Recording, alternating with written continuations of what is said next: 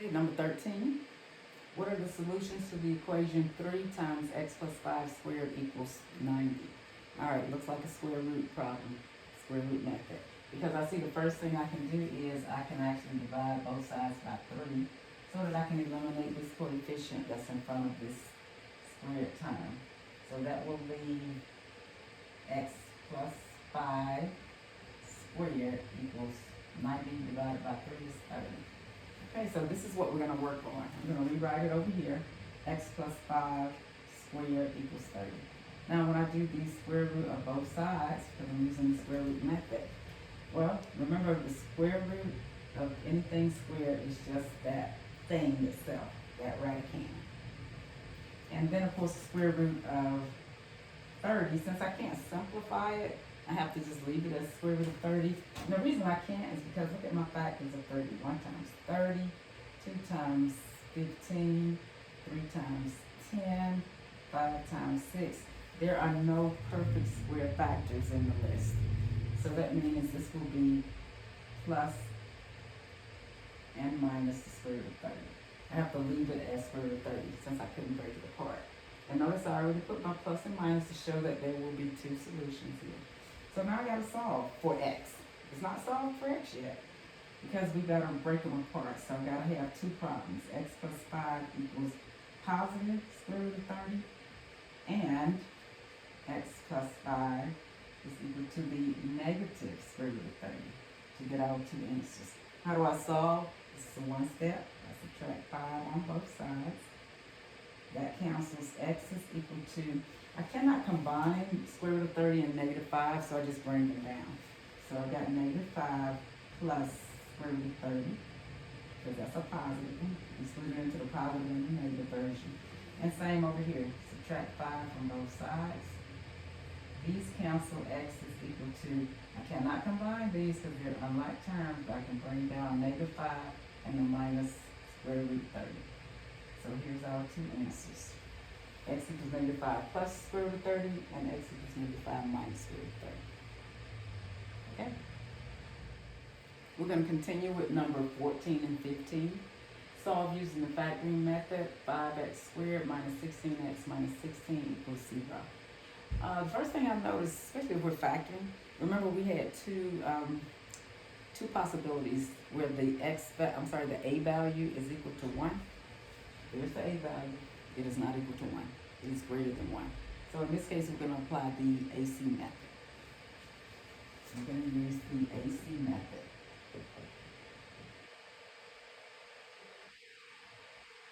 And that means we're going to multiply the a value, which is 5, times the c value, which is negative 16.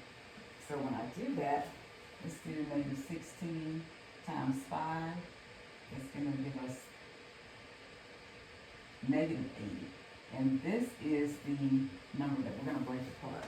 But the first thing we need to do is rewrite our first term, which is 5x squared, and our last term, the c value, negative 16 equals 0. Notice I've got space in the middle because we're going to break up this negative 16x using the factors of negative 80 that will combine up to negative 16. So let's start listing those. So here we have, of course, let's say negative 1 times 80. I could put negative 1. I could have put positive 1 times negative 80 because a negative and a positive gives me a negative. And let's see, we know that 2 times 40. I could make this negative or that one. 3 will not go into 80. 4 will go into 80. So 4 times 20. One of them has to be negative. And remember, we're trying to find negative 16. And it looks to me like we can stop here. If I were to put the negative on the 20, 4 times negative 20, that does give me negative 80. And then when I combine 4 plus negative 20, I get negative 16. So I found my pair of factors that will split negative 16x out. So I'm going to write that in the middle here. So I've got a positive 4. Well, I'm going to go ahead and put the 20 first. So I got a minus 20x plus 4x. So these two combined give me negative 16x. So I've really rewritten this entire equation. I just replaced that middle term with these two factors.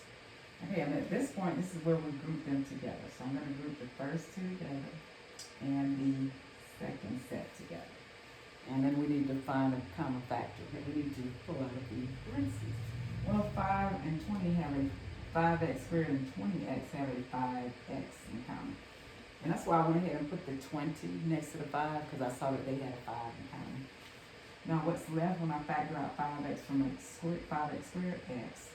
When I take a 5x out of negative 20, I have a minus 4. Plus, let's do the same here. See how 4x and 16 have a 4 in common? That's why I put those two together. So when I factor a 4 out of 4x, I have x. When I factor a 4 out of negative 16, I have a minus 4. Remember that these have to match, and they do, equal 0. And this is where we go ahead and set up our two parentheses and set them equal to 0 and solve for our x. So the outside terms, the 5x plus the 4, make up one of your factors. And the insides that match, the matching ones, make up your other one. And this is where we're going to separate them and solve for x. So the set 5x plus 4 equal to 0, and x minus 4 equals 0. Now let's solve them. This becomes minus 4 on both sides. Cancel that, bring down 5x equals negative 4. Divide by 5. And then we got x equals negative 4/5. Let's do this one also. Plus 4 plus 4. X is equal to 4. So those are our two answers. Number 15. What value of c should be added to both sides of x squared minus 6x equals 15 to complete the square? We've done problems like this where we looked at the steps for completing the square. And this is like step 3 or 4, somewhere in the middle, where you actually take the b value, which is that x term, we divide it by 2 and we square it. Now here's the b value right here. So when I divide negative 6 by 2, I get negative 3.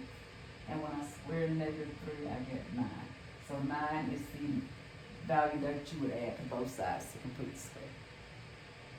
Okay, let's continue. Problem number 16. Solve by completing the square. X squared minus 6x equals 15 to complete the square. Well, this was on number 15, we already figured out that the number that we need to add to both sides in order to use the completing the square method was 9. Because remember, you would take the b value, which is the x term, so the coefficient of the x is negative 6, and what we did was negative 6 divided by 2, which equals negative 3, and then we square that and we get 9. So what that means is, well, first thing I'm going to do is rewrite it, x squared minus 6x. And remember, for completing the square, you add 9 to both sides. So I'm going to plus 9 here, and I'm going to plus 9 over here. So I've added 9 to both sides. See, there it is, there it is. I stuck it right here on the left-hand side, and I stuck it over here on the right-hand side. I added 9 to both sides. And what that does is, when we do that, that gives us a perfect, what we call a perfect square trinomial. And that means that, let me show you what that means. It means that I could actually factor this expression, this x squared minus 6x plus 9. Let's do it, x and x. Then when I list my factors of 9, 1 times 9, 3 times 3. Well, which pair gives me the negative 6? I'm going to have to make both of these negative to get a negative 6. But do I still get a positive 9 when I multiply? Yes. Negative 3 times negative 3, a negative times a negative is a positive 9. But when I combine these, I get negative 6. So this is the two factors that I'm going to use. So notice that we've got x minus 3 times itself. Well, we can rewrite that as x minus 3 squared. That's what it means to have a perfect square trinomial. Now let me bring down this other side. 15 plus 9 is 24. Bring it down here. So this is the problem that I'm working with right now. See, this looks like a square root method at this point, because I want to eliminate this. So square root of both sides. Don't forget, when you square root a square, you end up with just that radicand. Over on this side, square root of 24. I think we can break that apart. Yes, we can. Because I know that 4 times 6. Let's just jump right to what we're going to use. The 4 is perfect. So I'm going to rewrite this as plus or minus the square root of 4 times square root of 6. And how does that look? Plus minus square root of 4 is 2 times the square root of 6. Bring this down. Okay, now at this point we need to split it up to get our 2 answers. So I'm going to bring it over here. So what do I have? I've got x minus 3 equals the positive 2 times square root of 6. And x minus 3 is equal to the negative version of that. Now let's solve for x. We get our answer. So how do I do that? Plus 3, because that's a negative 3, so the inverse is plus 3. These cancel, bring down x equals, I cannot combine these, so I'm going to just put 3 plus 2 square root of 6. Same over here. Add 3 to both sides, add 3. Cancel, x is equal to, I cannot combine these, so it's 3 minus 2 square root of 6. There's our 2 answers.